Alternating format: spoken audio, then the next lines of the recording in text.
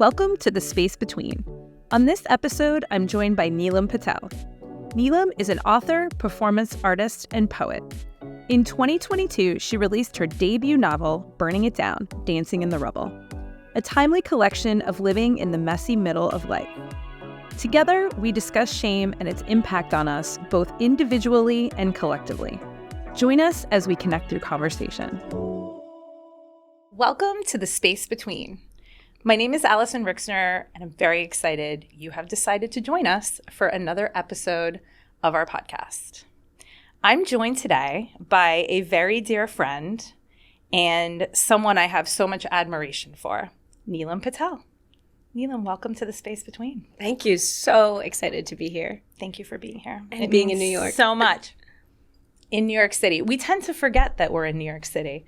I say it sometimes, but that's where we shoot from, and I'm happy to have you here so excited. This chaotic energy. Love it. So today we are talking about shame. And wow, that word is charged. And we're going to get into a lot of pieces of shame today.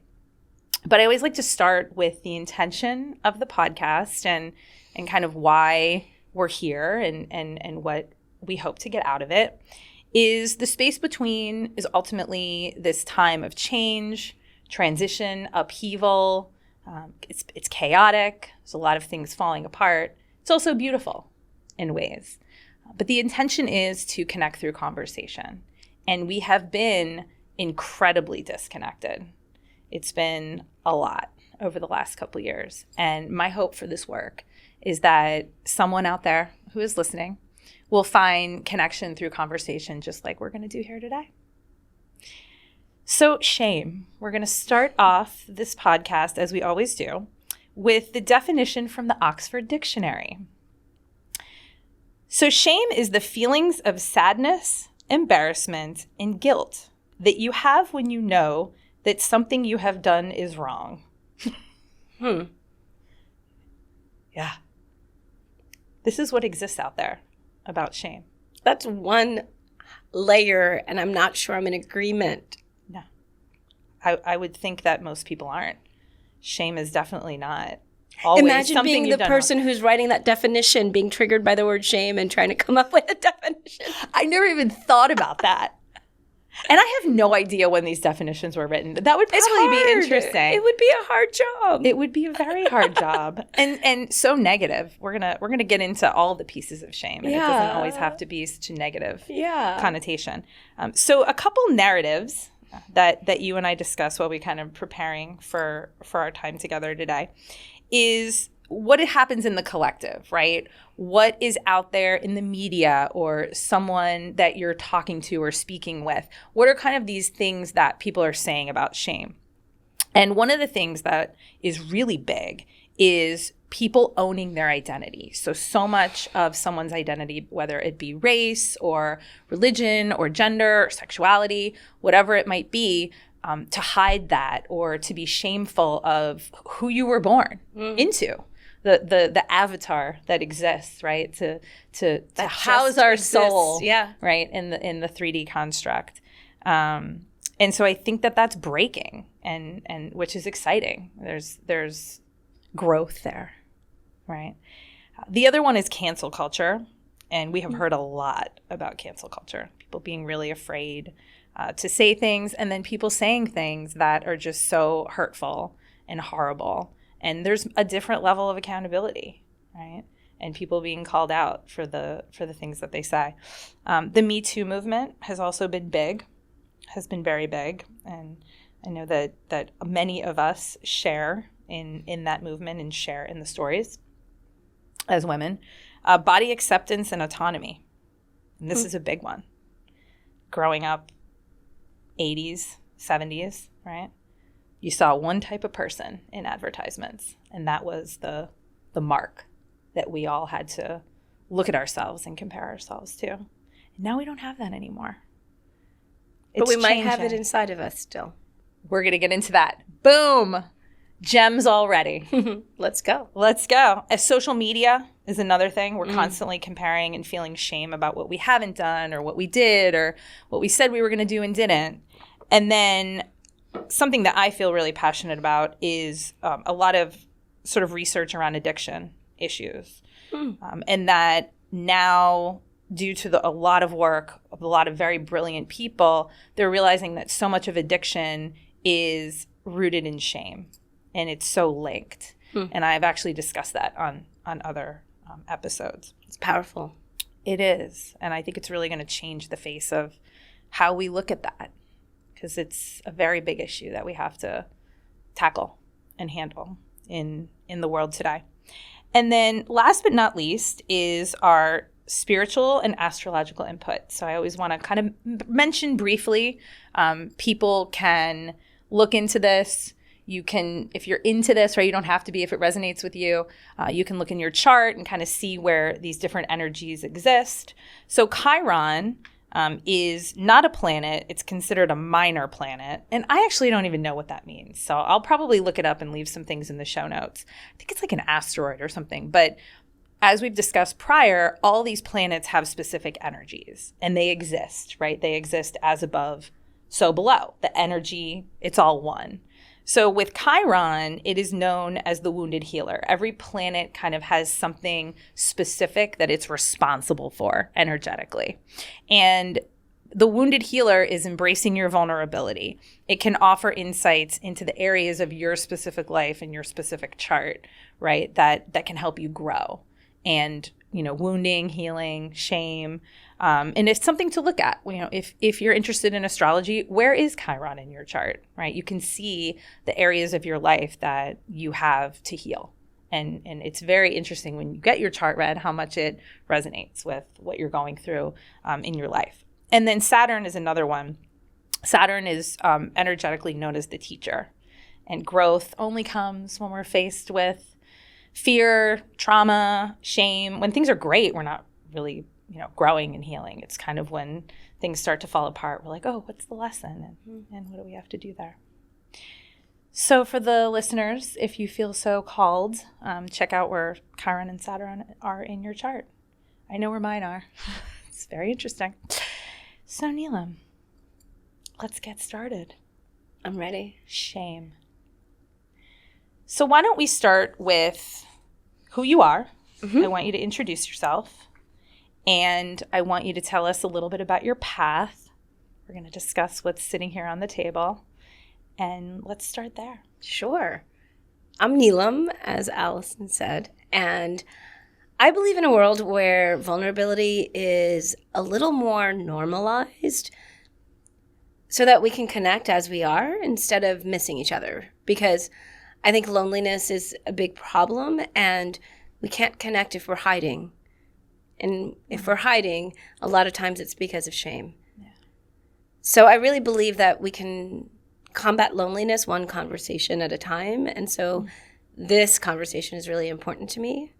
So that's who I am. And what I've done is worked in tech for over 20 years, 22 probably, maybe more if we're counting. Yeah. And I got laid off over COVID and realized when I started looking for a new job, I got on LinkedIn and my body just kind of shut down. It's like, this is not it. I'm not looking for another executive role in customer success, in tech. I'm not going to do it. And that left me with a big, vast emptiness of what should I do next? Not knowing what, but knowing that isn't it. That's difficult. That's difficult. And, I'm living it right now. I had to rent out my condo. My income has changed. But my life feels more real than it ever has. I feel like I'm in my body more than I've ever been. So that's been great. And then I wrote a book. And I did it through a book program, so I got to write it with others. So it was written in community. And so that was pretty powerful, unexpected. I think of writers as someone who sits in a corner and writes a book. And then that's not how it happened for you. Yeah, no, it was in community. I got stuck on some poems, and I got through conversations on the Zoom chat, I got ideas for images that I used. So that's beautiful. Even book writing doesn't have to be lonely. That's beautiful.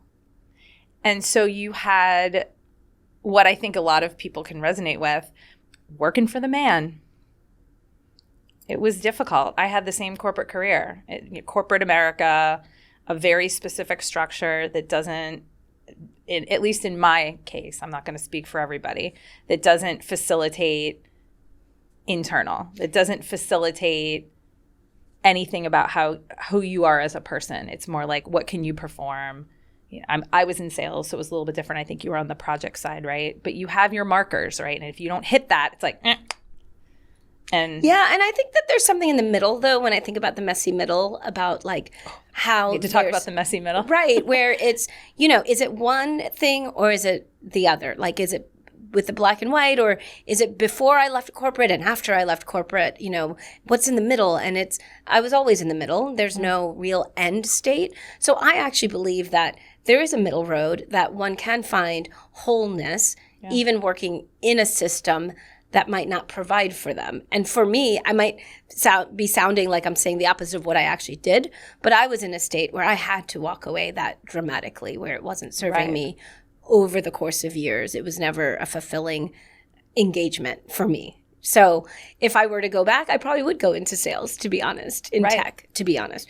But I think I'm now forging something that works for me, that is different than me subscribing to the structures, where you have an agency and choice and consent into it and be able to work in it in a way that's sort of in the middle, that still fulfills you. Yeah. So if that makes any sense, there's a way, I think. Yeah. The space between. The space between, and it's real.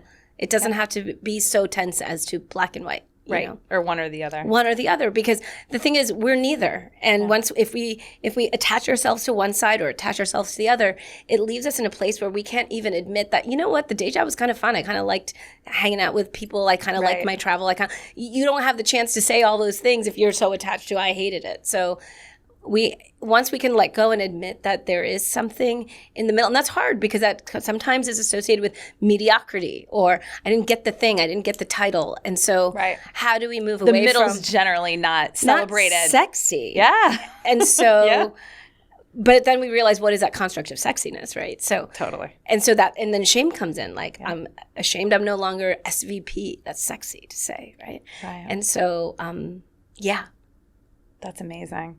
And I think, the path that brings you to the spaces in between, because it's not just one thing, right? The path where you can actually sit with self-awareness and, like you said, agency. I use that word now more because of you. And it's such a great word, and it's a powerful word. And I appreciate that you've added that, because that was something I never said, and it just feels good to say. When you have that agency and you can sit in a place of self-awareness, how did you get from that space of, okay, I'm leaving my job, right? That this is sort of over for now, because you never really know what's going to happen.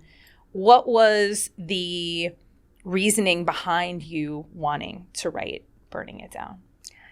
Well, I would say two things. One is, I used to have, how people have Sunday night blues? Yeah. I used to have, like, every December I'd be like, or before December, I'm going to quit. This is the year. Right. I even had... I did the same thing. I had close friends who were like, some of them forgot that I had a day job in tech, because I was doing, theater, I was doing poetry, I was doing a lot of different things. And it just never came to fruition. And then, COVID came. I told you, my body just went into this mode. Right. And then, I did perform in one-woman shows throughout my day job. I had a very demanding day job, and then I created this demand of art that, was called for me to do. And I remember after the first show, that was 2006, I had an audience member say, "Your poems are so rich. I wish I could sit with them a little longer," because it was a one-woman show. I was performing live. Right. So move on. And they didn't have anything to take with them. And they wanted to enjoy it more. And I thought, why not give them a book? And I had this image of, like, I already had it pictured in my head back then. Like, I'd have a black and white page with a black and white picture, and a black and white page and a black and white picture. That's what I made. That's amazing. And so what has been your path in shame? I mean, I know that's like such a charged question. Yeah. Right? But I feel you have an understanding of it that's so deep and so rich. You used the word rich. When I thought of this topic, you were the first person that came to mind, because you have taught me so much, and you have so much to share and so much to give. So what has your path been with shame? I, first of all, want to say I love being associated with shame. I never thought I would say that before I wrote this book. But I think that we are shamed out of so much. And it is actually the impetus for this book, because when I left the corporate career, or I got laid off, but I left the process of looking for a new one. I hopped off the train. I started looking online for motivation, and there were poets and performers and motivational speakers abundant on social media. And even the ones I loved would say things like, oh, I used to be, say, I don't know, as an example, ashamed of my culture as an Indian woman or whatever. And now I'm proud. I'm just like, I'm raising the flag of who I am. And I used to be so like empowered, but in this sense of like knowing myself, I was also pinged with shame. Because I was like, I'm not there. I'm still in 6th grade thinking about like some days it'll get triggered, And so I was in a place of privilege to have a therapist to work this out with. Yeah. She's white and I'm Indian. And so one of the focus points is probably coming up because you're white and I'm Indian and we're sharing this space together and publicly. Yeah. And so whatever subconscious energy I have comes to the surface and I have to look at it. So if you're talking to me, I'm not going to talk about the structures that cause imbalances. I want to talk about what has been reflected into my body, into my DNA, and internalized, because that's what I have agency over. And so I can look at that, and I have to be in a safe place. And so so during that time, I said, well, why is no one talking about the shit in between? Right. And so I did. So I had poem after poem about what it's actually like. And then what I learned from that was that the only way to exist without that tension of, oh, I should be her, I should be like that, or just pretend I am. Like, I'm a badass. I wrote a book. I've got my picture on the cover. And then just pretend like, but like, actually, I don't feel shame anymore. And really, like, sometimes it gets pinged. And if I don't make space for it to get pinged, then I can't really enjoy being in my skin, Like, I had a long journey in the last few years about my skin color, as is evidenced in the book. And to say that, Beyonce's song, Brown Skin Girl, that I would be like dancing to it, like pretending to be like, I'm awesome, because as a dancer, as an actress, you can get there, but it wasn't real until I started processing the shame. And in order to feel that Beyonce vibe, I have to bring in the shame in the room, and it might smell bad, it might look bad, but I have to be able to tell you that, like, sometimes, Alyson, when I see you, you've got blonde hair, you've got blue eyes, and I have to be able to say that sometimes I'm like, oh, like, she knows all the answers and I don't have them. It doesn't happen consciously. So I'm not saying that we've been friends for a while. I say my opinion. I trust you and you trust me. And it's not always that way. Yeah. And so like. And it takes time. Well, what I'm saying is that in this moment, right, like I'm sitting here talking to you, and for me to be able to say that and you not interrupt and say, well, Neelam, I respect your opinion, or, and instead you just allowed me to say that. So we've literally just put it in the room to say that happens sometimes and I don't love it. And you're not trying to wipe it away. In fact, the poem I have in the book I have a lot of poems about shame, but one of the poems is called, Pardon Me, You're Stepping on My Shame. And what I mean by that is I would be in groups where I would talk about, well, I have this shame of my skin color because of these reasons, right? I'm not going to go into it. I could, but I don't think we need to for what we're talking about. It's all in the book. Get the book. It's a fantastic book. It's real. It's raw. Yes. But anyway, I just think that, like, when I was in spaces and I would talk about it, I have people who would say, who were not of my skin color, would say, oh, but you're beautiful. Yeah. Or, oh, but you look like this person. Or, oh, but I love your hair. Or, you shouldn't feel that way. And what that does sometimes, most of the time when you're in it, when you're feeling it and it's alive and someone says that, it feels like they're stepping on my shame. And what it does, if I'm not aware of that's what's happening, what it does is it doubles the shame. Because I brought it in this very vulnerable place. I'm like feeling the emotion of remembering what it was like to bring it into the room, right? And maybe I did it too soon. Like maybe I didn't know them enough to know this was safe, but you take chances in life. And so I did. And I brought it in and then for someone to say, oh, but you're actually beautiful, it makes me feel stupid. Like, oh, shit. I don't even understand what I'm supposed to understand about understanding myself, you know? And now you're here.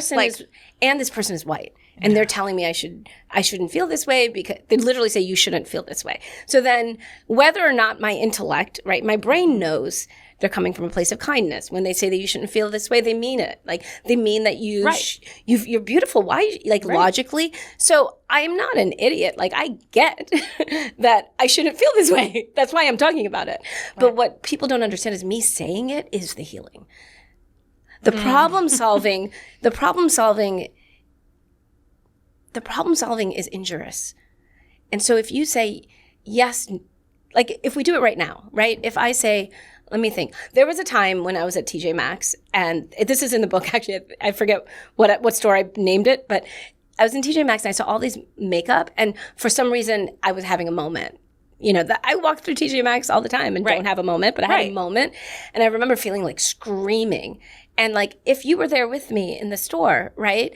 And you were like, oh no, like, look at this beautiful bronze makeup. Like, it's perfect. You know, I would have been, you know, really, I think it would have made it worse, or I would have done more of the covering. Covering of the shame is what I think where we struggle. So if anyone takes anything from this podcast, this episode, it's like, I feel shame and I'm okay with it. I'm not okay and I'm okay that I'm not okay. Yes. Because I'm not okay sometimes. I'm not okay. But if I'm like, oh, you shouldn't feel this way. You're a liberated woman. Like it's 2022 or whatever year it is. It's 2023. You shouldn't feel this way. Like I am being a jerk to myself, but also it's happening so automatically. It's in the culture. Absolutely. Right? Lizzo loves her body. Well, I love my body. And those are more narratives.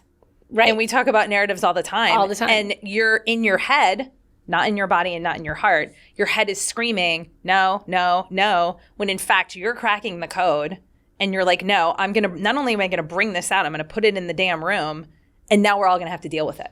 Right. And it's like if someone brings their shame in, it's like, it feels like I just vomited all over and like dirtied up the conversation. And what I want is not for anyone to wipe it up and be like, you shouldn't have vomited. Exactly. I want someone to be like, or no, this vomit's fine. This is fine vomit. It's like, it's uncomfortable. Let's call it uncomfortable. Mm-hmm. You know? Yeah. If I say something like, I hate my skin color. Okay, I just put that out there, right? And that used to be true for me. And if the space couldn't hold that, then I had to eat my vomit back up, right? And I'm disgusting now. I was already feeling disgusting. Now I've become more. As you released. Yeah. And then you were told, no, you can't release that here. And so that's why I smile when I talk about shame, because I'm like, there's only one way out, is to let it be, but it has to be done in community. You can't, unfortunately, do it alone. Shame needs oxygen. Yeah. In order to heal. So if you allow me, I'd love to share my poem. I would love for you to share some excerpts. I know you have a few. Yeah. So.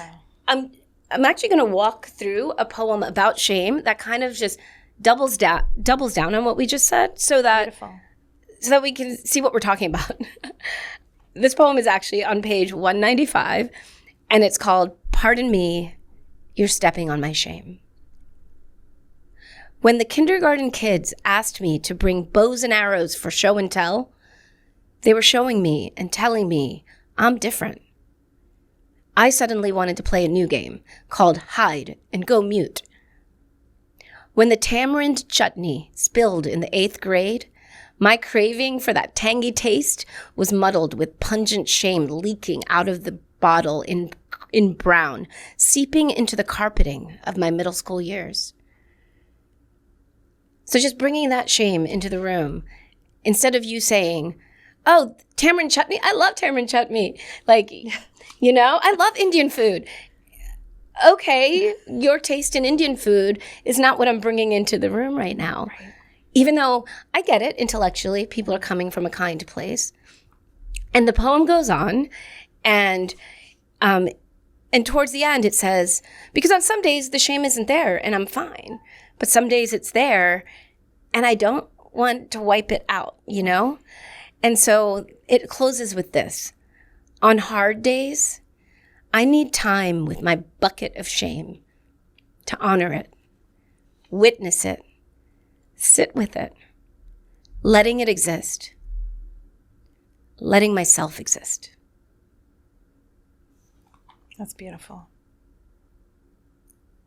If we don't let our shame in, we're telling ourselves we don't belong here.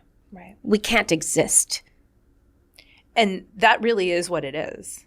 It's an existence. It is an embodiment of who our avatar is. It's part of us. In this place. It's part of us. And denying that and not letting space in for others is denying our soul. Yeah, you're saying this part of me is not okay to bring in the room. And then if you start doing that, the tension that it builds. Right. We all know what it's like to go into work and that's your, there's lots of jokes and memes about work personality and home personality. Totally. So we're doing it constantly because we have to protect ourselves. And I believe in protecting ourselves. So in safe spaces like this where you didn't interrupt me, you didn't say, well, Neelam, I appreciate your poem. And I feel like, I love your skin color. I've heard it so many times. Your skin is so beautiful. And it's such a compliment, and it takes a vulnerability for someone to call someone else beautiful. So I want to recognize that. But what it does to the shame is it just makes me think I can't exist as I am. Right. Ironic. And as you feel. And as I feel. And so, I'm pro-shame. And it's so ironic and it's so subtle. And it's like, if you go into therapy and say, I have shame about this, I want to fix it. Yeah. Unfortunately, that energy is going to hurt it because instead, if we can just say, I have shame, can we look at it together? And that's the dare, because the fear is if I tell someone I'm ashamed of my skin color and I'm ashamed of that, I'm afraid you're going to leave this friendship. I'm going to lose people because it's not acceptable. Right. That's so powerful. And how much work you've done to get to that place. And to be, I think celebration is the right word. Maybe it is. I don't know. It's your word. You'd have to own it. But I've known you for a number of years, and watching you do this work and emerge as your true self that you deserve to be celebrated has been a joy to observe. Thank you. And I would say celebration is right, because I think my real celebration is walking away from shaming myself for the shame, And shame of the shame. That's the power, because as soon as you lift that, then we can do something. Right. But if we're ashamed of the fact that we're ashamed, that closet door gets locked. Yeah. Like it doesn't open. And if we're like, oh, you have shame? Okay. Even that layer, even that small layer, even if we're not going to talk about the shame and bring the shame in, but if you have that layer of, I have shame, oh my gosh, I have so much shame, and celebrate that. I know it sounds ironic that we're celebrating something that is hurting us, but by doing that, it's so ironic. That's the healing. It's saying, I've got shame, people, And by the way, we haven't mentioned this. Everyone has it. No one's getting out. This is not anything that someone else out there isn't. And some of it I didn't even know I had. It comes up at the craziest places. Like years ago, I would have been like, oh no, I love being proud. Like it's just my thing, because we were trained to be proud of ourselves, Right. And I think when you and I were talking earlier, I had no idea of the shame to even acknowledge it. It was my calling card. Well, I have a lot of problems, right? I'm anxious. I have this, I have that. But, I'm pretty okay with my path, and I'm okay with who I am. And, shame is for people with addiction, and shame is for my husband who has these problems and those problems. And then I'd say 5 or 6 years ago doing the work, I unlocked that door. You said it first, right? You locked the door, and I unlocked it, and everything just came flying out. And it's hard. Yeah. And it's hard. And, as you say that, I'm observing that it is hard and it's uncomfortable. And also, I mean, just to keep using the word shame so much, I also don't shame anyone who's like, I can't do this. I don't know what this girl is talking about. Right. Because that's your protection kicking in and that's your agency. And I do not want you to think about your shame if that's not the space you're in. Because I trust your body and I trust you to know when you are ready to talk to, if you want to. Right. If you even ever want to talk about it in this lifetime. Yeah. Like that is the most sacred thing is Absolutely. your agency. So, and until you have that agency, you'll either feel forced to share because I'm supposed to do this in therapy and then that won't really feel good. Or, you know, but just the choice of deciding to share is important. And I don't imagine a world where nobody has shame because it is so real and so true and it's protecting us. And I think that's good. Yeah. It's protecting us from having to deal with everything or not having a good day or all the things. Yeah. But the second we make more room for it, it kind of untangles more than it tangles. That's beautiful. And I think, you know, it's funny. Something just came to me, and this happens every time I do an episode. We're known as humans, right, to have spectrum of energies and emotions, right? So low density is like guilt, shame, fear. High density is like love and all of that, right? There's just again, when we talk about kind of nothing is in the middle, right? Everything is these varying extremes. I think it's really something I'm feeling and not even thinking as you're saying this is like, we need to move that shame out of a lower density vibration because we're told, oh, shame is bad. You shouldn't. Do you know what I mean? And I'll put it in the show notes. There's a hierarchy of energetics and emotions. And they're like, shame is the worst. Shame and guilt and fear and all of that, which, by the way, is part of this third dimensional construct. It is, but we can't. It's just another color. Ignore it. It's just another color. It's an uncomfortable color. Right. But without it, how can I delight in my skin color if I didn't make room for the fact that I actually hated it and I always wanted to wipe it off? So what if I have a day where I feel like wiping it off? Well, I let that in the room and suddenly it feels okay. I'm okay to be here. Right. All we're asking for is to be okay and accept ourselves. And it's hard to do that if we can't accept our shame. Impossible. And it's so part of what you've coined the messy middle, right? You can try to fake it. I'm not going to say you can't fake it. You can try to fake it. And we've all done that and we've all been there. And that's okay. To your point, if that's protecting you right now and you're doing that, fine, right? This is a judgment-free zone. Whatever path and whatever, point in time people are in.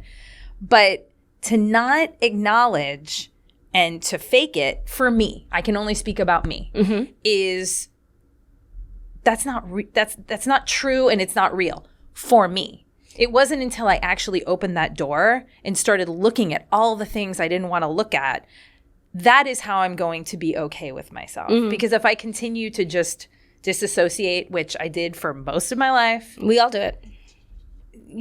I don't know that you can feel true joy. Yeah. I don't know that it's possible. Maybe for someone it is. And again, I'm not going to judge, but I know for me it isn't possible to get to those vibrations without hanging out in the messy middle. Yeah. And we think that it'll cancel it out. Like, oh, if I get too sad, because we're also ashamed of our sadness. We're ashamed of our depression. Look at the way we treat mental illness in this country. We're ashamed of our mental illness. We're ashamed of our anger, especially. So, I mean, all of it. The more we accept it, the more we're real. Yeah. And then we have room for the actual joy, not, oh, I should be grateful for, whatever it is, the list of things you're supposed to be grateful for. I'm so happy. Or, it's like, well, actually, or like during COVID, we got a lot of like, oh, well, I'm grateful my family's healthy or this or that. And it's like, but actually I was pissed that this got changed and this got changed. Sure, it was like high level problems or champagne problems. But if we're not honest about that, it's hard to then look around and say, actually, it's kind of cozy at home.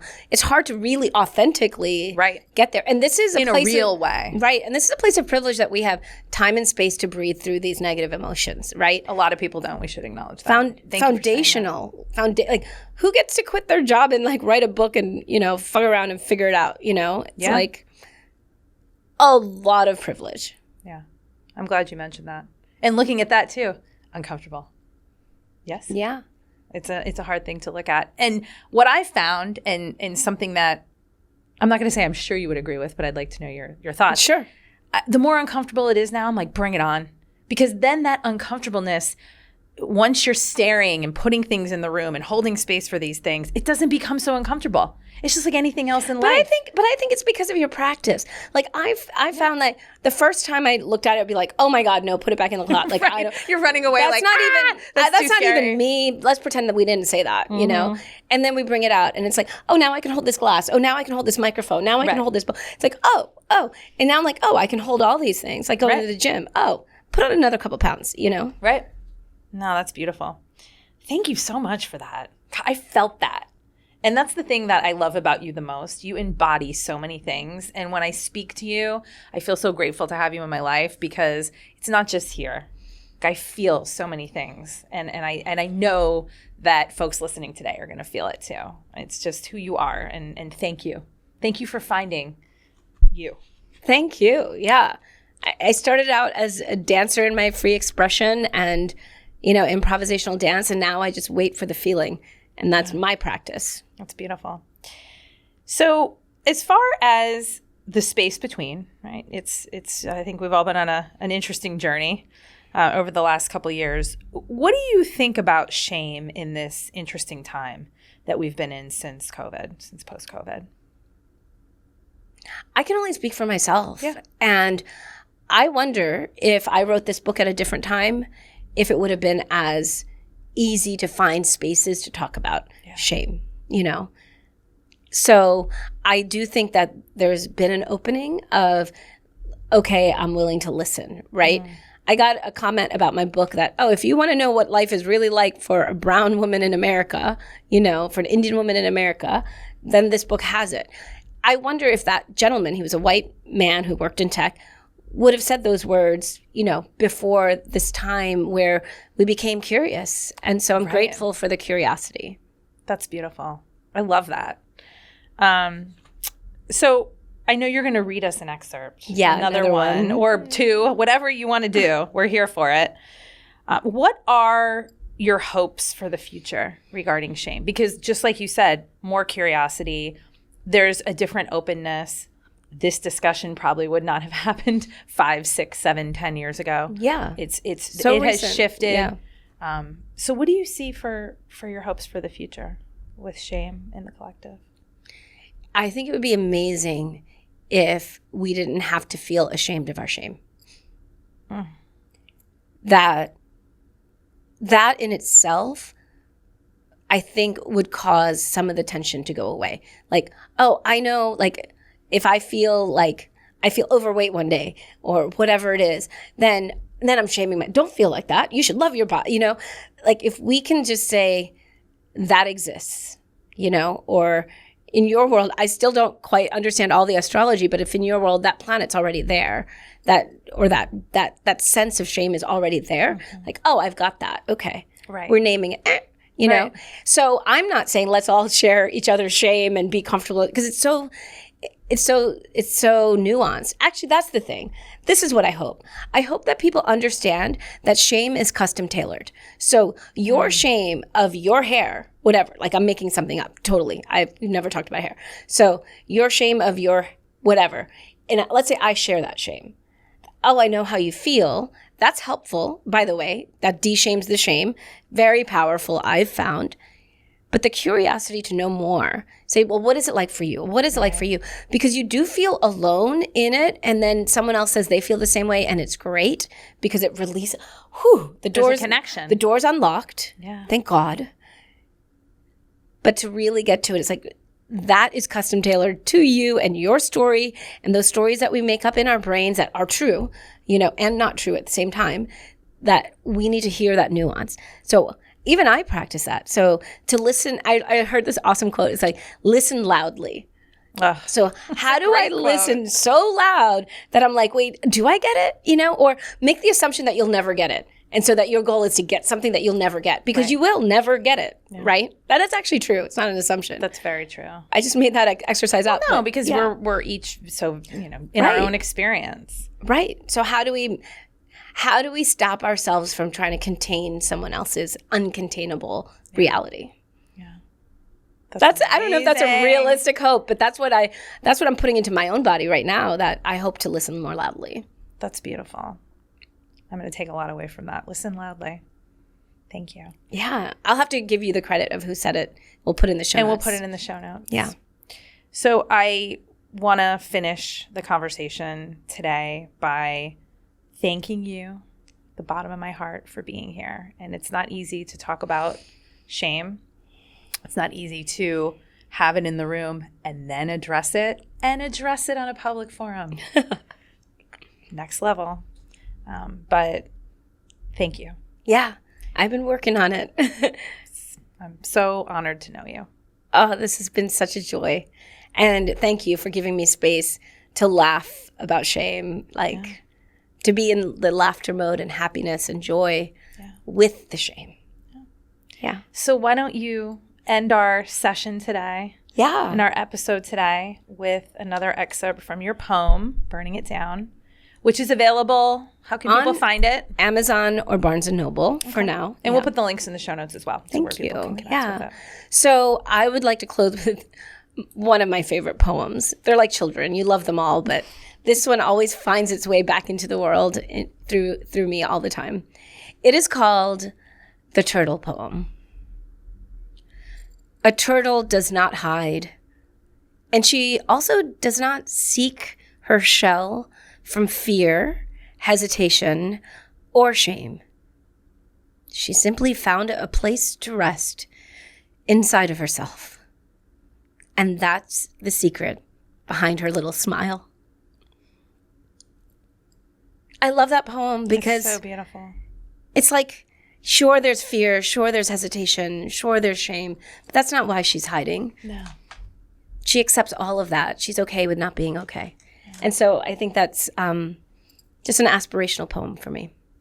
And that's a wonderful way to end today. Thank you so much. Thank you. And to the listeners, thank you for being with us today. We're so happy that you could join us in the space between. And the intention is something you've heard today. You can connect to yourself, which is most important, number one, or maybe have a connection and a conversation with someone in your life. And if you're ready and if it's of your path, to look at the shame that we all have, and or not, right? Yeah, if that's what resonates with you.